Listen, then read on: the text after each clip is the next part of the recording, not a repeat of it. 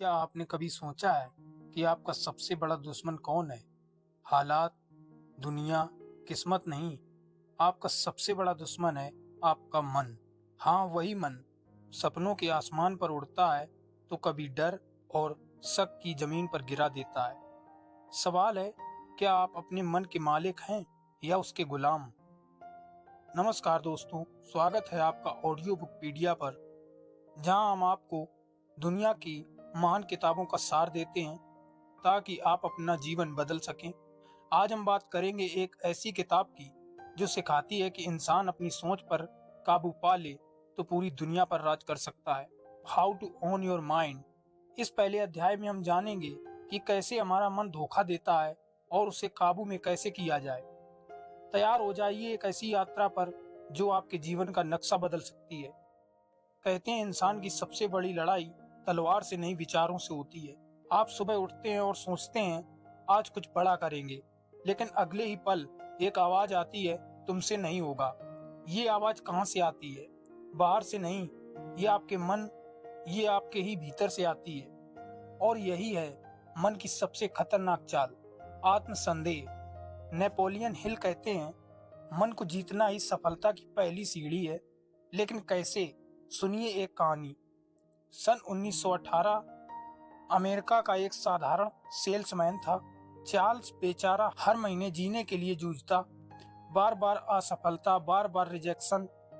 एक दिन उसने तंग आकर अपने गुरु को चिट्ठी लिखी, मैं सब कुछ छोड़ रहा हूँ, ये दुनिया मेरे खिलाफ है। जवाब आया सिर्फ दो शब्द, कंट्रोल माइंड।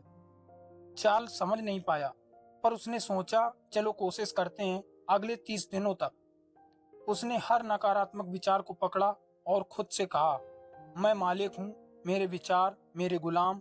नतीजा, अगले 6 महीने में वही सेल्समैन अपनी कंपनी का टॉप परफॉर्मर बन गया। क्या बदला? हालात नहीं, बदला उसका मन। दोस्तों, यही है पहला सबक। या तो आपका सबसे बड़ा साथी है या सबसे बड़ा शत्रु। सवाल है आप कैसे नियंत्रित करें। इसका पहला कदम है निर्णय लेने की आदत। ज्यादातर लोग सोचते हैं करूं या ना करूं, और सोचते सोचते जीवन बीत जाता है। याद रखिए, अनिर्णय सबसे बड़ा दुश्मन है। नेपोलियन हिल लिखते हैं, निर्णयहीन व्यक्ति बिना पतवार की नाव जैसा है, लहरें जहां ले जाएंगी वहीं जाएगा। स्टीव जॉब्स जब 1997 में एप्पल दिवालिया होने की कगार पर था, उसने एक मीटिंग में कहा, हम सब कुछ बदल देंगे और अभी बदलेंगे। किसी ने पूछा क्या ये समय सही है? उसने कहा, अगर अभी नहीं तो कभी नहीं। उसी दृढ़ निर्णय ने आज एप्पल को दुनिया की सबसे बड़ी कंपनी बना दिया। सोचिए अगर वह अनिर्णय में रहता तो क्या होता। तो आज का सवाल है, क्या आप अपने मन के मालिक बनेंगे या मन को चलाएंगे? फैसला आपका है। और अगर आप सच में बदलाव चाहते हैं तो ये छोटा सा अभ्यास करें। अभी इसी वक्त आंखें बंद करें और खुद से कहें, मैं अपने विचारों का मालिक हूं, मैं जो तय करूंगा वही होगा। हर सुबह ये दोहराएं। 30 दिन बाद आप बदलाव खुद देखेंगे। अगर ये विचार आपको असरदार लग रहे हो तो अभी इसे अपने दोस्तों को भेजें ताकि वो भी अपने मन के मालिक बन सकें। बदलाव अकेले नहीं आता। आज हमने जाना अपने मन को जीतने की शुरुआत निर्णय लेने से होती है, लेकिन क्या सिर्फ इतना काफी है? क्या निर्णय लेने के बाद मन हमें धोखा दे सकता है? अगला अध्याय आपको ऐसी सच्चाई बताएगा जो शायद आपने कभी नहीं सोची होगी। कैसे आपका अवचेतन मन चुपचाप आपके जीवन को चला रहा है। क्या आप तैयार हैं? तो अगले अध्याय में मिलते हैं। आप सुन रहे थे how to own your mind का पहला अध्याय ऑडियो बुक पर। अगर आपको ये ऑडियो बुक पसंद आ रही है तो चैनल को सब्सक्राइब करें, वीडियो को लाइक करें और शेयर करें, क्योंकि आपका एक क्लिक किसी की जिंदगी बदल सकता है। भाग 2, अवचेतन मन की शक्ति, the power of subconscious mind. क्या आपने कभी ऐसा अनुभव किया है कि अचानक कोई गाना आपके दिमाग में बजने लगे जो आपने सालों पहले सुना था, या बिना सोचे समझे आप वही गलती बार बार दोहराते हैं जिसे आप बदलना चाहते हैं? क्यों? जवाब है आपका अवचेतन मन, एक ऐसा गुप्त कमांडर जो आपकी जिंदगी चलाता है जबकि आपको लगता है कि आप सब नियंत्रित कर रहे हैं। सवाल है, आप इस गुप्त कमांडर के मालिक हैं या उसके कैदी? और जारी है how to own your mind के सफर में। पिछले अध्याय से आपने सीखा कि अपने विचारों पर काबू पाना कैसे शुरू करें, लेकिन आज हम एक और गहराई में उतरेंगे जहां आपका मन बिना आपकी इजाजत के फैसले लेता है।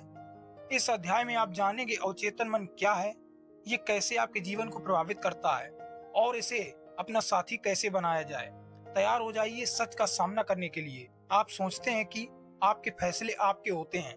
आप सोचते हैं कि आप आज क्या पहनेंगे, किससे बात करेंगे, क्या खाएंगे, सब आपके हाथ में है। मनोविज्ञान कहता है आपके 90% फैसले आपके अवचेतन मन लेता है। यानी जो कुछ आप कर रहे हैं वो आपके बीते अनुभवों, डर, आदतों और विश्वास का नतीजा है। और यही कारण है कि ज्यादातर लोग उसी जिंदगी में फंसे रहते हैं जिससे वे भागना चाहते हैं। 1942 लंदन, द्वितीय विश्व युद्ध चल रहा था। एक ब्रिटिश पायलट एकवर्ड जर्मन बमबारी में फंसा। उसने कहा मैं नहीं मरूंगा, लेकिन उसका अवचेतन मन उसे बार बार बता रहा था तुम मरोगे, क्योंकि बचपन में उसने अपने पिता को युद्ध में खोया था। नतीजा, वह बार बार गलतियां करता, डर में उड़ता। एक दिन उसके कमांडर ने कहा तुम्हारा दुश्मन वहां नहीं है, तुम्हारा दुश्मन तुम्हारे भीतर है। एकवर्ड ने अवचेतन मन पर काम करना शुरू किया। हर रात सोने से पहले कहता मैं सुरक्षित हूँ, मैं विजेता हूँ। कुछ ही हफ्तों में उसका डर गायब हो गया। उसने युद्ध में 47 सफल मिशन उड़ाए। ये है अवचेतन मन की शक्ति। जो आप सोचते हैं, बार बार महसूस करते हैं, वही आपकी हकीकत बनता है। नेपोलियन हिल कहते हैं अगर आप अपने अवचेतन मन को जीत लें तो आप पूरी दुनिया जीत सकते हैं। लेकिन कैसे? पहला तरीका है ऑटो सजेशन। ऑटो सजेशन का मतलब होता है अपने अवचेतन को बार बार आदेश देना। जैसे बीज बोते हैं वैसे ही शब्द बोएं। अगर आप हर दिन कहते हैं मैं आत्मविश्वासी हूँ, आपका अवचेतन मन उसे मानने लगेगा। क्यों? क्योंकि दिमाग असली और नकली में फर्क नहीं करता। मोहम्मद अली, दुनिया का सबसे महान बॉक्सर, उसने कहा था इससे पहले कि मैं महान बना। ये उसकी ऑटो सजेशन थी। उसने अपने अवचेतन मन को पहले ही जीत लिया था। लेकिन सावधान, अवचेतन अंधा है। अगर आप बार बार कहते हैं मैं कमजोर हूं, मैं नहीं कर सकता, तो वही सच हो जाएगा। सवाल है आप कौन सा बीज बो रहे हैं। आज से काम करें। सुबह उठते ही 5 बार जोर जोर से कहें मैं अपने जीवन का निर्माता हूं, और सोने से पहले मैं हर दिन बेहतर हो रहा हूं। इसे 30 दिन तक करें। देखिए आपका अवचेतन मन कैसे आपके लिए काम करना शुरू करता है। अगर आप चाहते हैं कि आपके दोस्त, आपका परिवार भी अपनी जिंदगी बदले, तो ये ऑडियो बुक उनसे साझा करें। हो सकता है उनकी जिंदगी की सबसे बड़ी बेड़ी आपका छोटा सा कदम तोड़ दे। आज आपने जाना अवचेतन मन कैसे आपकी जिंदगी का मालिक बन सकता है, और आप उसका मालिक बन सकते हैं। लेकिन एक आखिरी सवाल बचता है, क्या सिर्फ सकारात्मक सोचना काफी है? क्या इसके बाद सफलता अपने आप मिल जाएगी? नहीं, असली खेल है परसिस्टेंस, लगातार चलते रहना, चाहे दुनिया कुछ भी कहे। अगले अध्याय में हम खोलेंगे उस रहस्य का दरवाजा जो सपनों को हकीकत में बदल देता है। आप सुन रहे थे how to own your mind का दूसरा अध्याय ऑडियो बुक पीडिया पर। अगर आपने अभी तक चैनल को सब्सक्राइब नहीं किया है तो अभी कर लें और इस ज्ञान को फैलाएं, क्योंकि ज्ञान तभी अमर होता है जब साझा किया जाए। भाग 3, लगातार प्रयास की शक्ति। जीत और हार का असली अंतर किस्मत में नहीं, धैर्य में है। और इतिहास गवाह है, जिसने डटे रहना सीखा उसने दुनिया जीती। सवाल है क्या आप अंतिम सांस तक डटे रह सकते हैं? आप सुन रहे हैं how to own your mind का आखिरी अध्याय, परसिस्टेंस। पहले अध्याय में हमने सीखा मन को नियंत्रित करना, दूसरे में अवचेतन को अपना साथी बनाना। लेकिन आज हम सीखेंगे वो राज जो सपनों को हकीकत में बदलता है। हार के बाद भी खड़े रहना, ये अध्याय आपका नजरिया बदल देगा।